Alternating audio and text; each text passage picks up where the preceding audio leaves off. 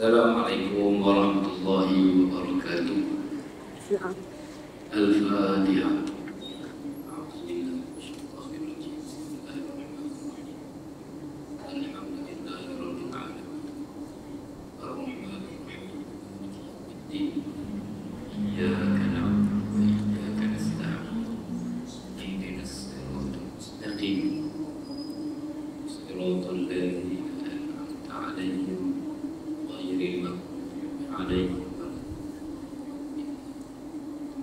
Assalamualaikum warahmatullahi wabarakatuh. Bismillahirrahmanirrahim. Alhamdulillahi rabbil alamin. Wassallallahu wasallam ala sayyidina Muhammadin wa ala alihi wa sahbihi wa barik wa sallim. Allahumma ighfir lana dhunubana wa liwalidina ولمشايخنا ولجميع المسلمين والمسلمات برحمتك يا أرحم الراحمين. اللهم فقهنا في الدين وعلمنا التأويل واهدنا إلى صراطك المستقيم. اللهم فقهنا وفقه أهلنا وأولادنا في دينك. اللهم إنا نسألك علما نافعا ورزقا طيبا وعملا متقبلا ولا حول ولا قوة إلا بالله العلي العظيم العزيز الحكيم. وبعد tuan hadirin sidang jemaah muslimin muslimat rahimakumullah. Alhamdulillah, bertemu lagi kita tuan-tuan. Masih lagi kita baca daripada kitab cabang-cabang iman, yang mana kita biasa sebut bahawasanya iman terhadap Allah SWT, kepercayaan kita kepada Allah SWT, kepercayaan kita kepada baginda Rasulullah SAW, keyakinan kita kepada hari akhirat, dan semua perkara-perkara yang melibatkan iman itu ianya akan membuahkan hasil dan akan menumbuhkan dan mengeluarkan buah-buahan, ranting-ranting menjadi bukti kepada iman yang ada di dalam hati dan juga dada kita ini. Dan pada masa yang sama juga kita sebut tuan, perkara yang menjadi ranting ataupun menjadi buah kepada iman itu, sekiranya kita laksanakan dan kita buat, ianya akan mengembalikan semula ke dalam hati kita cahaya iman. Dia akan mengukuhkan lagi dan menguatkan lagi cahaya iman di dalam hati kita. Kita telah baca banyak daripada cabang-cabang ini tuan. Dan hari ini kita masuk pada cabang yang berikutnya, itulah cabang yang ke-57 daripada cabang-cabang dan ranting-ranting iman itu, ialah yang berkaitan dengan husnul khuluq, akhlak yang baik. Tuan, apabila seseorang itu mengaku dia beriman kepada Allah dan beriman kepada baginda Rasulullah SAW, sepatutnya, semestinya dia akan mendatangkan kesan dari sudut menjadikan dia seorang yang berakhlak baik, berakhlak mulia. Dalam kitab-kitab Jawi kita, antaranya kitab Sayyid Salikin yang dikarang oleh Syekh Abdul Somad Al-Falembagi ini rahimahullah, yang mana asalnya adalah daripada kitab ringkasan kepada Ihya Ulumuddin karangan Al-Imam Al-Ghazali.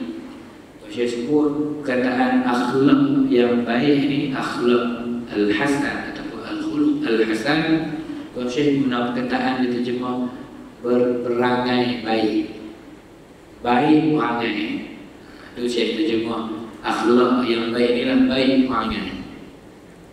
Cuma bahasa yang semasa kita ni kita sebut berbudi pekerti, yang berkelakuan elok.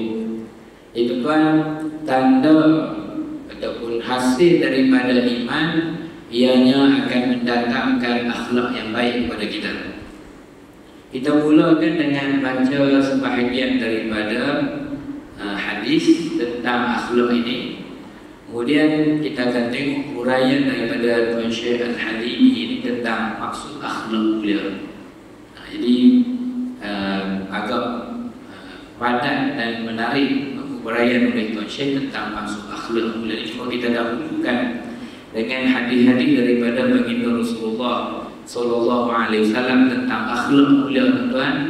Antaranya yang pertama hadis yang diriwayatkan oleh Imam At-Tirmidzi dan juga Imam Ibnu Hibban. Imam At-Tirmidzi mengatakan hadis ini hadis yang hasan lagi sahih. Hadis yang diriwayatkan daripada Sayyidina Abi Darda radhiyallahu taala anhu, anna Nabiy sallallahu alaihi wa alihi wasallam qala, daripada Sayyidina Abu Darda radhiyallahu taala anhu bahwasanya baginda Nabi SAW bersabda, "Ma min syai'in afqalu fi mizanil mu'mini yaumal qiyamati min khuluqin hasanin." Tidak ada sesuatu apapun yang lebih berat dalam timbangan mizan seseorang mukmin. Dalam mizan yang menimbang, dia akan menimbang amal. Tidak ada sesuatu apapun yang terlebih berat di dalam timbangan amal seseorang mukmin pada hari kiamat. Pada hari kiamat nanti, min khuluqin hasanin, berbanding akhlak yang mulia. Tuan, tak ada yang lebih berat berbanding akhlak yang mulia. Tuan, dalam Al-Quran Allah sebut, "Faman ya'mal mithqala dzarratin khairan yarah."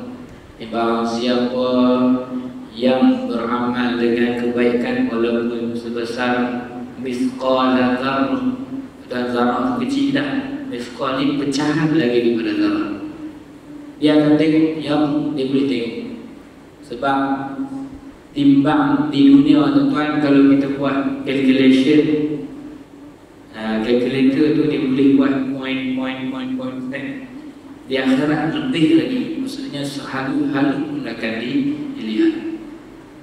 Allah Ta'ala juga nyatakan dalam ayat-ayat yang kita baca dalam sembahyang kita ni, barang siapa yang berat timbangan amal baiknya, maka dia akan berada dalam kebaikan.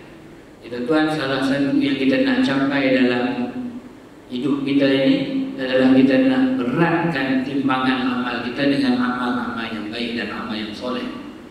Jadi Rasulullah sebut kepada kita, tidak ada sesuatu yang lebih berat di dalam timbangan amal orang mukmin ini melainkan yang berbanding dengan akhlak yang baik. Jadi sekiranya kita bawa bersama dengan kita akhlak yang baik, jadi yang itu mampu masuk kita bawa akhlak, jadi kita buat amal-amal yang termasuk dalam akhlak yang baik. Contoh, tuan, kita faham salah satu akhlak yang baik ialah kita bertemu dengan orang-orang di sekeliling kita, khususnya golongan yang beriman, khususnya orang-orang yang dekat dengan kita, bahkan termasuk orang-orang yang bukan dari kalangan orang mukmin, sebagai dakwah dan sebagai kita menunjukkan akhlak yang baik adalah tersebut kita berwajah manis ketika bertemu dengan orang. Kita berwajah manis, kita senyum ketika bertemu. Ini, tuan, dia termasuk dalam amal soleh, dan amal solehnya masuk bawah kategori akhlak, masuk bawah budi pekerti ataupun berperangai baik. Jadi kalau dalam hidup kita ada banyak yang kita bila bertemu dengan orang, kita manis muka, kita senyum, maka insyaAllah adalah dalam catatan amal kita daripada berperilaku baik ataupun berakhlak mulia. Jadi ada insyaAllah, tuan, bekal amal yang berat dalam timbangan di akhirat. Termasuk juga dalam akhlak yang baik, bercakap dengan percakapan yang elok dengan orang lain. Kita bila jumpa orang, kita boleh pilih nak cakap apa, boleh. Kita boleh jumpa orang, kita boleh pilih nak cakap perkataan yang buruk. Walaupun kita boleh pilih cakap yang baik, tapi kita pilih yang baik. Bermaksud tuan-tuan ada bekalan amal dari sudut akhlak yang mulia. Tuan boleh cakap bahasa yang kotor, tapi tuan-tuan pilih nak cakap dengan orang, pilih perkataan yang baik, maka tuan-tuan ada amal daripada kategori akhlak yang mulia ini.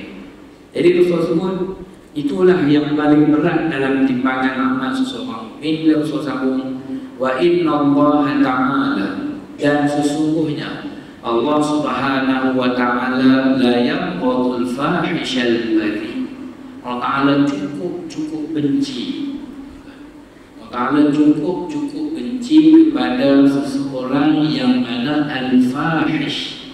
Fahish maksudnya orang yang mulutnya suka bercakap perkataan kotor dan lucah. Itu maksudnya orang al-fahish. Ini orang yang apabila bercakap perkataan yang keluar perkataan kotor dan lucah. Allah Ta'ala cukup benci kepada orang ini. Dan seterusnya disebut sifat yang kedua al-badhi. Badhi itu tuan, orang yang mana mulutnya cukup buruk dari segi bercakap penuh dengan kutukan, kejian dan hinaan. Bahasa orang kita begitu tuan, cakap, orang Kedah kata cakap menolak, cakap kotor. Itu yang dimaksudkan dengan al-fahish, al-badhi, dan kuat memaki aku. Bahasa yang dicakap olehnya adalah bahasa kutukan, bahasa kejian, bahasa cabutan. Kalau sebut Allah Ta'ala cukup muka dengan golongannya sendiri. Seakan-akan isyarat daripada Rasulullah SAW, salah satu elemen akhlak yang baik inilah berkaitan dengan percakapan. Macam kita sebutkan tuan, salah satunya kita bertemu dengan muka-muka yang wajah yang menyejukkan mata orang yang pandang. Yang keduanya, percakapan yang kita cakap, percakapan yang mendatangkan rasa aman, mendatangkan rasa tenang kepada orang yang bermuamalah dengan kita. Apabila kita pilih untuk ambil yang baik dalam sudut-sudut ini, insya-Allah kita termasuk dalam golongan yang ada akhlak yang mulia, yang ada bekalan amal daripada kategori akhlak yang baik. Kita ambil hadis yang kedua tuan-tuan. Dalam hadis juga diriwayatkan dalam sebahagian tambahan riwayat, Rasulullah sambung, Rasul kata apa? Wa inna sahiba husnil khuluq, dan sesungguhnya seseorang yang mempunyai akhlak yang baik ini, mempunyai budi pekerti dan berperangai baik ini, la yablughu bihi darajata sahibis shaumi was salam, dia akan dapat mencapai kedudukan yang tinggi yang dicapai oleh orang-orang yang banyak berpuasa sunat dan orang-orang yang banyak melakukan solat-solat sunat termasuk qiyamul lail dan sebagainya. Ada dua orang, seorang ni orang baik, dia kata apa? Cumanya dari segi amalan-amalan tambahan, amalan sunat, puasa sunatnya tidak banyak, solat-solat sunatnya, solat qiyamnya tidak banyak, tapi dia ini orang yang senang orang berurusan dengan dia, sejuk hati berurusan dengan dia, tak pernah bagi sakit hati orang, tak pernah untuk maki orang. Orang yang berurusan dengan dia akan banyak bertolak ansur. Ini contoh-contoh yang dikatakan orang yang berperangai baik. Dia boleh capai tinggi darjatnya sama seperti orang yang banyak amalan-amalan sunat daripada puasa dan solat. Maksud tuan, salah satu perkara yang mengangkat darjat kita di sisi Allah ialah cara kita berinteraksi dengan orang lain dari kalangan makhluk Allah. Kita bermuamalah dengan mereka, kita berurusan dengan mereka dengan sebaik-baik keadaan, naiklah darjat kita di sisi Allah dengan sebab keberkatan akhlak mulia ini tadi. Walaupun mungkin dari segi amalan ibadat yang berbentuk sunat dan tambahan itu kita tidak mampu melakukan yang sebanyak yang dilakukan oleh orang yang banyak ibadat dan sebagainya. Tetapi Tapi kalau digabung dua-dua maka lebih tinggilah darjat dan kedudukannya.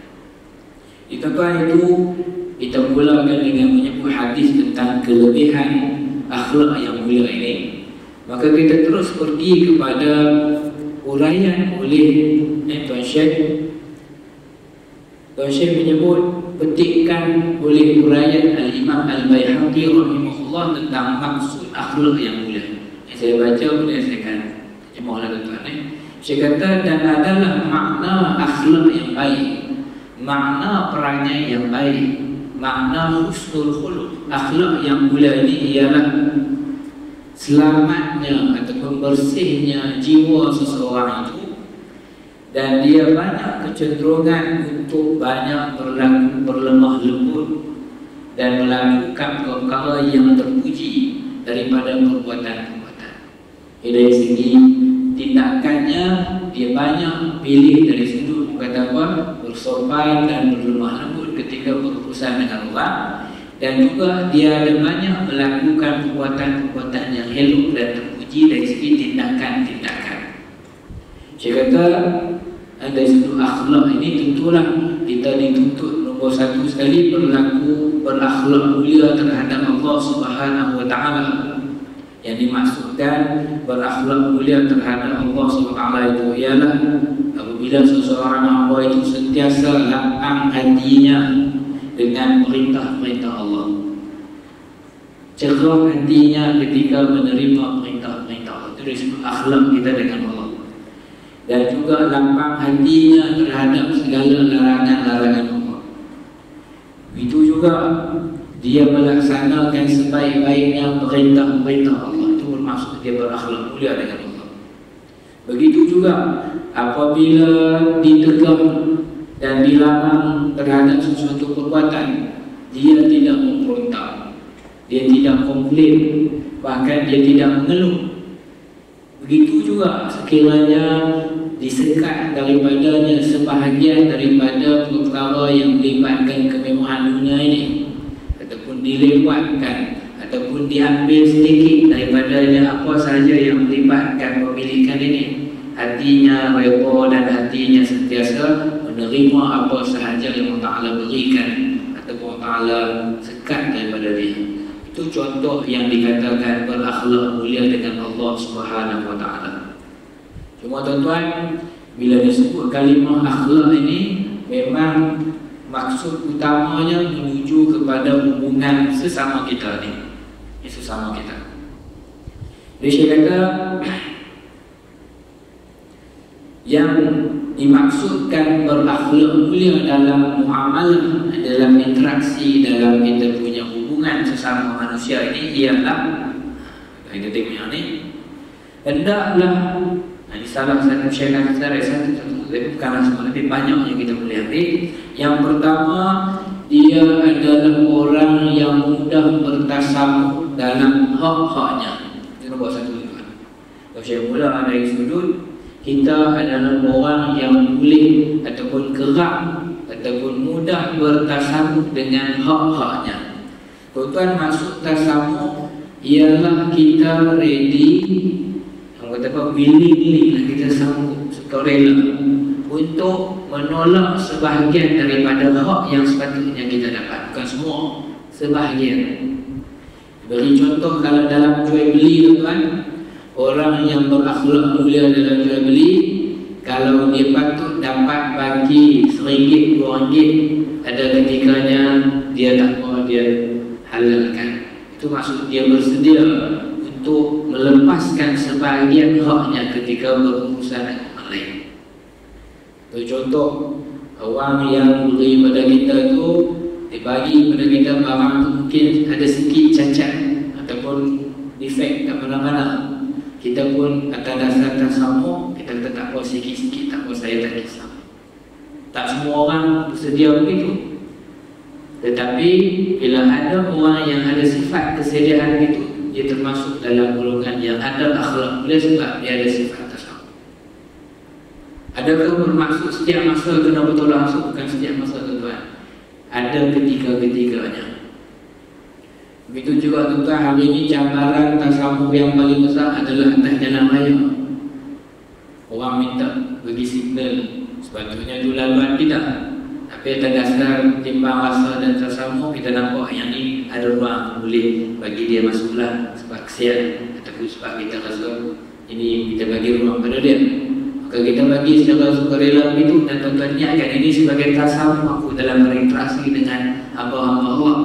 InsyaAllah tuan-tuan itu termasuk dalam orang yang ada sifat dan berakhlak mulia.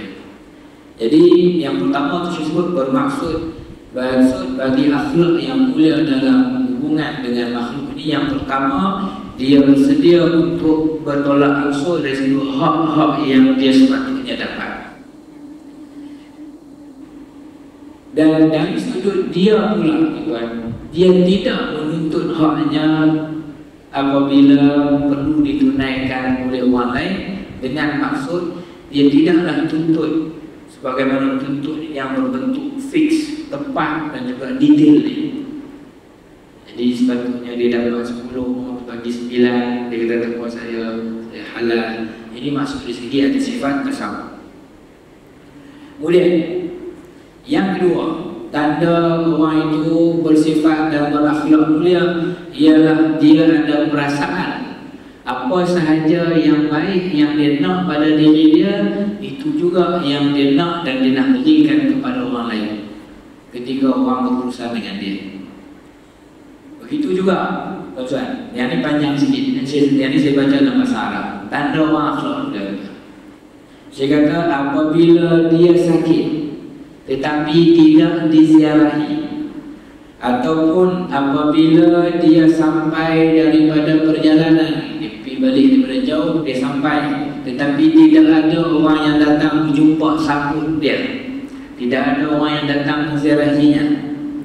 Begitu juga apabila dia beri salam tapi tidak dijawab salamnya, ataupun apabila dia bertamu singgah ke mana-mana tetapi tidak dilayan sepatutnya, ataupun apabila dia membantu ataupun dia meminta bantuan tetapi tidak dibantu, ataupun apabila dia berbuat baik kepada seseorang tetapi tidak diterima kasih ataupun tidak dihargai, ataupun ketika dia datang ke suatu tempat, ke tempat yang ada ramai orang, orang di situ tidak sambut dan tidak beri tempat duduk banyak, ataupun apabila dia bercakap tiba-tiba orang tak bagi perhatian, orang tak dengar, ataupun ketika dia meminta izin tapi orang tak bagi izin, ataupun ketika dia berucap orang tak sambut,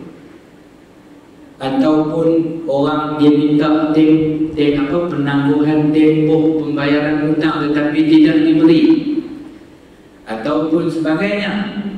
Saya kata dia tidak marah, lam yaghdab, dia tak marah, walam yu'aqib, dan dia tidak membalas dendam, dia tidak membalas perbuatan yang sama, dan juga dia tidak berubah keadaan dia.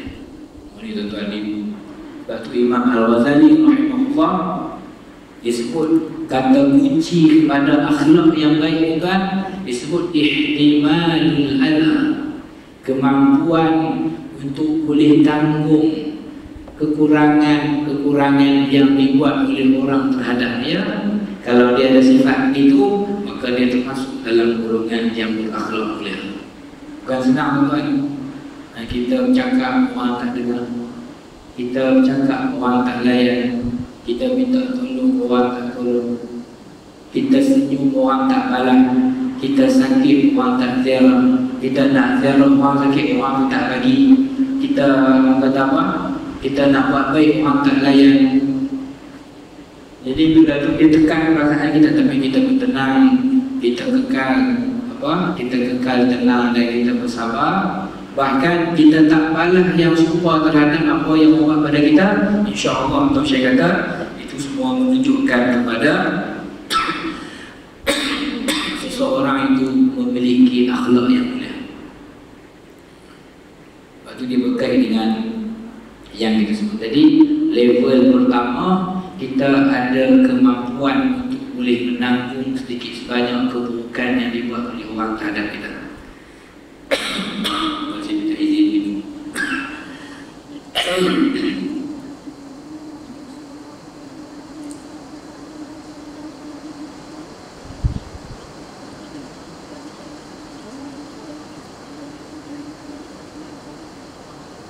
Allahumma sayyiban nafi'an, Allahumma sayyiban nafi'an, Allahumma sayyiban nafi'an.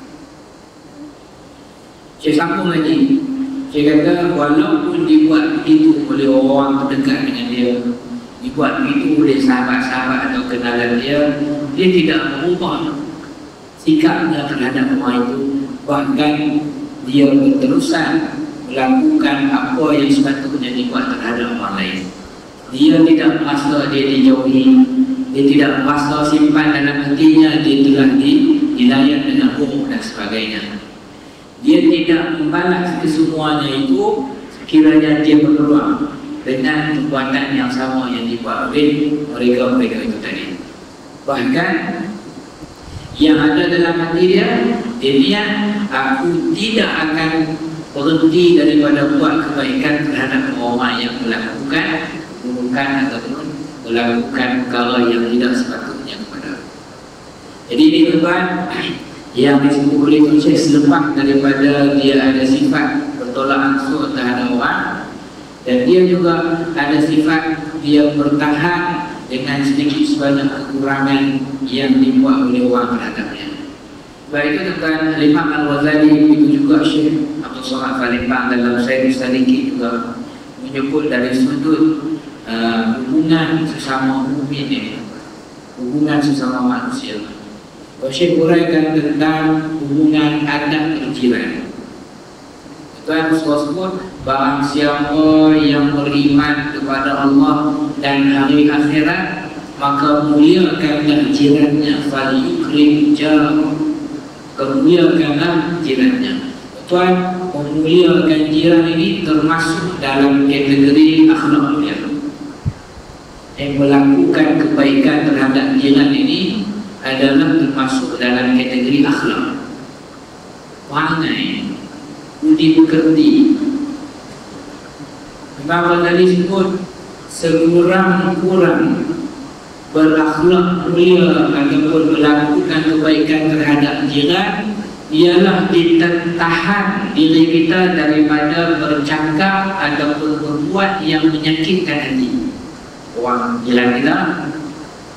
Tahan diri kita daripada bercakap ataupun berbuat perkara yang menyakitkan dia. Itu sekurang-kurang. Yang masuk level yang lebih baik apabila kita pula yang menyampaikan, bagi dia rasa ataupun sampaikan kebaikan kita sampai kena kepada dia. Yang ini percakapan yang elok kita sampaikan kepada dia, bagi dia rasa kita bercakap baik dengan dia. Senyuman, manis muka dia dapat daripada kita, senyuman dan manis muka kita. Begitu juga sekiranya dia sakit, kita akan tanya khabar. Sekiranya dia ada perkara yang dia perlu dibantu, kita bantu. Itu semua tuan termasuk dalam akhlak mulia ataupun kita kata akhlak yang baik, memuliakan jiran. Dan ada satu lagi tuan yang lebih tinggi lagi ni, paling tinggi, level ketiga. Jadi tuan level pertama kita elak kemungkinan kita daripada kenal jiran kita. Level kedua kita sampaikan kebaikan kepada jiran kita. Level yang paling tinggi tuan baca dua apa? Kita bertasawuf, kita halal lebih-lebih kurang, kita tidak terlampau kerat, kita bertasawuf, kita bersedia sedikit sebanyak. Kekurangan yang dibuat oleh jiran kita tu kita terima sedikit sebanyak atas dasar apa? Atas dasar ini guna memuliakan dia. Saya bagi contoh kepada tuan zaman kita ni. Zaman kita ni bila kita duduk berjiran rumah leden contohnya, zaman lah semua orang ayah dah kita dah jumpa satu rumah, satu rumah, satu kereta. Silap-silap satu rumah, dua kereta pun tak banyak. Biasanya ada hanya duit 6 kereta. Jadi bila rumah besar dalam bentukan kereta lebih pada 2 ni, mesti nak kena parking kat rumah. Bila parking di luar ni mau tak mau. Kalau kata dah dibagi di luar, kita nak ada pun kadang-kadang susah. Tapi hati nak marah, hati puasa, kata apa? Puasa nak sebutlah. Cuma termasuk dalam akhlak mulia di depan, sekali-sekala sedikit sebanyak. Kalau tak obvious sangatlah. Kalau sampai duduk tengah jalan, kita buat lah. Tapi kalau sikit-sikit dia halang ataupun sikit-sikit dia masuk dalam kawasan kita, maka kita terima. Kita tak komplain. Kita nak kata kita tutup mata lah. Tutup mata bukan saya kata tutup mata pada saya ini aku nak masuk dalam yang khusus bertersama. Mari kita lepaskan sedikit hak kita. Tapi bukan tidak masalah. Maksudnya ada masa-masa kita tutup hak kita dah dikira buat baik. Cuma kalau tutup pun tuan, kita tutup dengan cakap yang baik. Kita tutup dengan kita mengenai muka ketika kita bercakap. InsyaAllah walaupun nampak simple dan nampak kecil, InsyaAllah di akhirat nanti kita akan tengok dalam catatan amal kita, kita pernah bercakap baik dengan jiran kita ketika kita tutup hak kita. Ada tempat-tempat yang kita halalkan yang sikit sebanyak ada tersilap dengan kita, itu semua termasuk dalam akhlak yang mulia. Lorong kecil tu kan nak suruh besar lorong kita boleh lah. Jadi bila dia dah letak di luar pagang tu, mesti kadang-kadang kita nak reverse bayar sikit, kadang kita nak reverse terpaksa ambil angle jauh sikit. Tapi dia masih dalam kawasan dia. Kita buat dalam hati kita, kita tak komplain pada saat dia pun nak tersambung. Setakat mana yang boleh tersambung, tersambung. Ada masalah yang kita tutup hak kita, tapi kita tutup dengan sebaik-baiknya, dengan cakapan yang baik. Itu semua tuan termasuk dalam akhlak yang mulia yang Rasulullah SAW anjurkan, dan itulah kaedah. Dan saya bilang tuan 3 level tuan. Yang pertama dari sini kita sekat sepenuhnya keburukan, jangan bagi kenal pada jiran kita. Kemudian kalau mampu kita sampaikan kebaikan, kita beri kebaikan pada dia sedikit sebanyak apa yang kita boleh bagi. Yang ketiga, kita bersabar, kita bertolak ansur, kita bersama dengan apa yang sedikit sebanyak kesilapan, kekurangan yang dilakukan oleh jiran kita. InsyaAllah tuan masuk kategori orang yang berperangai baik, orang yang berperangai berakhlak mulia, dan insyaAllah ini semua yang beratkan timbangan amal kita. Antara yang saya baca tu, saya kagum itu buku lama kita di Timuran, dia kata salah satu yang termasuk dalam akhlak mulia berjiran ini tuan, kalau kita ada anak kecil, dia keluar rumah bawa makanan, yang mana makanan itu kita tahu jiran kita mungkin tak mampu dapat benda itu, maka kena tahan dan sekat anak kita tu daripada bawa dan tunjuk pada anak jiran. Kalau kita tak mampu nak beli, anak jiran itu sama masa sampai ke tahap itu tuan, suruh kita jaga. Kadang-kadang budak-budak kan, dia ada dapat benda bawa dalam rumah yang rare sikit, makanan ke apa ke, dan dia bawa keluar. Jadi kalau benda itu kita tak mampu, jiran kita tak mampu dapatkan, dan kita pun tak mampu nak berfungsi, maka akhlak mudanya jangan dibiar anak-anak kita tunjuk kalau itu pada jiran-jiran kita. Ini semua tuan termasuk dalam yang kita kata akhlak-akhlak yang baik.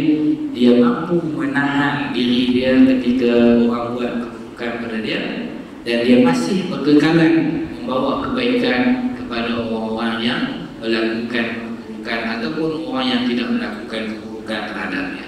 Jadi tuan, semuanya ini termasuk dan tambahan daripada itulah yang kita kata manis wajah, manis muka, elok ucapan, dan juga elok perangainya ketika bermuamalah dengan sesama manusia ini. Ini semua termasuk dalam akhlak-akhlak yang mulia di sisi agama kita. Ini semua yang akan menjadikan seseorang itu darjatnya naik di sisi Allah Subhanahu wa Ta'ala. Baiklah Pak Syekh sebut, apabila saudaranya sakit, dia cuba ziarahi. Apabila ada yang meminta tolong, dia akan cuba bantu setakat yang mampu. Sekiranya ada orang yang berhutang dengan dia tetapi minta tempoh, dia berikan tempoh. Apabila orang-orang yang perlukan bantuan ditolong, maka ini semua termasuk dalam orang-orang yang melakukan akhlak-akhlak yang baik. Dan tuan-tuan, penutupnya Akhlak yang baik ini ada ketika dia adalah datang secara bukanlah semula jadi. Dia memang mengatakan disebabkan dia duduk dalam suasana keluarga yang berakhlak baik, maka dia otomatik dia dah terlatih dengan akhlak baik. Tapi ada sebahagian yang perlu dilatih. Ada sebahagian yang perlu dilatih, terutama cara percakapan. Hidup biasa marah, cakap kasar, dilatih sikit-sikit untuk perbaiki. InsyaAllah sepanjang dia berlatih, dia mujahadah itu, dia akan mendapat ganjaran yang tinggi di sisi Allah, sebab dia sedang berusaha untuk menjadi seorang yang berakhlak mulia. Ini tuan, semuanya ini termasuk dalam cabang iman, termasuk dalam perkara yang menjadi bukti iman yang ada dalam hati kita. Sebab itu kerap kita tengok akhlak akan dihubungkaitkan dengan iman. Iman akan dihubungkaitkan dengan akhlak. Bahkan Rasulullah SAW antara perkara yang paling besar misi Rasulullah SAW sebut innama bu'istu liutammima makarimal akhlak. Hanya saja aku ini diutuskan, maksudnya pada yang paling penting, antara perkara paling penting tujuan aku diutuskan untuk aku sempurnakan akhlak yang mulia. Jadi apabila kita mendakwa bahawasanya kita mengikut baginda Rasulullah SAW, kita cintakan baginda Rasulullah SAW, kita nak menjadi umat Nabi Muhammad SAW, mestilah kita letak dalam banyak-banyak bab akhlaklah yang kita seboleh-bolehnya kita nak ikut baginda Rasulullah SAW. Dan tuan kita maghrib Isya kita masuk dah ke belum? Masuk dah. Kita tutup dengan satu saja lagi hadis yang berkaitan dengan iman ni tuan. Rasul sebut inna min akmalil mu'minina imanan. Sesungguhnya daripada orang mukmin ini yang paling sempurna paling sempurna imannya. Tak sempurna, paling sempurna imannya. Ahsanuhum khuluqan, yang paling elok perangannya, yang paling elok akhlaknya. Wa altafuhum bi ahli, dan yang paling berlemah lembut terhadap isteri dan anak-anaknya. Itu hadis ini diriwayatkan oleh Imam Tirmizi, dengan Imam Tirmizi mengomentarkan dia kata hadis yang hasan. So letak ukuran iman yang sempurna adalah perangai akhlak yang baik dan lemah lembutnya seseorang terhadap isteri dan ahli keluarganya. Moga-moga Allah Ta'ala beri taufik kepada kita untuk kita dapat berakhlak mulia dan juga dapat kita menjadi orang yang diangkat darjah di sisi Allah SWT dan orang yang dekat dengan baginda Rasulullah sallallahu alaihi wasallam. Aku qouli hadza wa astaghfirullahal azim li wa lakum. Wassallallahu ala sayyidina Muhammad wa ala alihi wa sahbihi wasallam. Sampai kita jumpa pada pertemuan akan datang.